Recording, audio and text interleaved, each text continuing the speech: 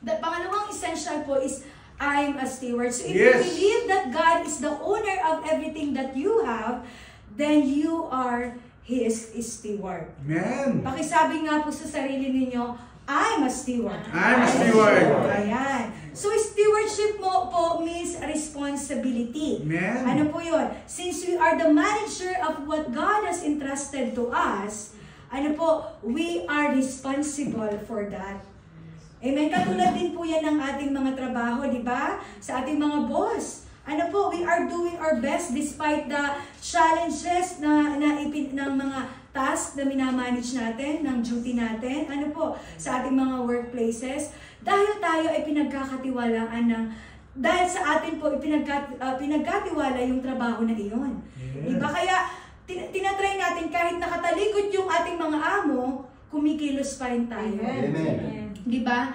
Naalala ko yung bagong angel ng aming amo, ng boss ko po sa opisina. Sabi niya doon sa kaopisina ko, kasi yung kaopisina ko minsan pumunta sa bahay ng boss ko, sabi niya, ate, ano pa kayang gagawin ko dito? Kasi baka isipin na nga nila, sir, wala akong ginagawa ngayon. Sabi, kasi natapos niya na lahat, kasi ang sipag-sipag nga niya. So, natapos ko na ngayon lahat, pero hindi ko na alam kung ano pang gagawin ko. Sabi ng mga ka-office mate ko, sige lang, magkuskus-kuskus ka lang dyan ng konti, kahit marinis na, ulitin mo na lang.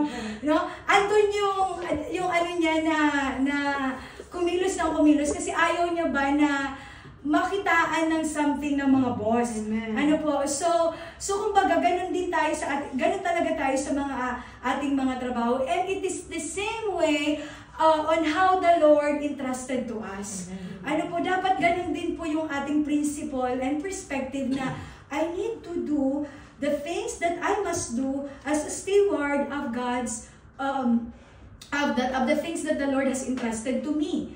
Amen? How I will nurture my family. Yung aking mga anak. Malayo ako sa aking mga anak. Totoo po yan. Mostly of us here, maaaring malayo sa ating pamilya. Amen? Pero kahit po malayo tayo sa ating pamilya, paano ko ba ilalapit ang pamilya ko sa Diyos? There are so many ways now. Alam niyo po, mayroong advantage nung nag-pandemic. Kasi meron ng online. Diba? Marami ng online, marami ng nag-up ng mga nagsisulputan. Dati messenger lang at saka kailangan po magsulat kasi kung wala pang signal doon sa probinsya. Ano po, ba't ngayon, the Lord has done something great on that. Ano po? So, ganun din po. Sabi sa yung main text natin kanina, sabi doon, I will just highlight, hindi ko pala na-highlight dyan. Sabi dito, now it is required, sa verse 2 po,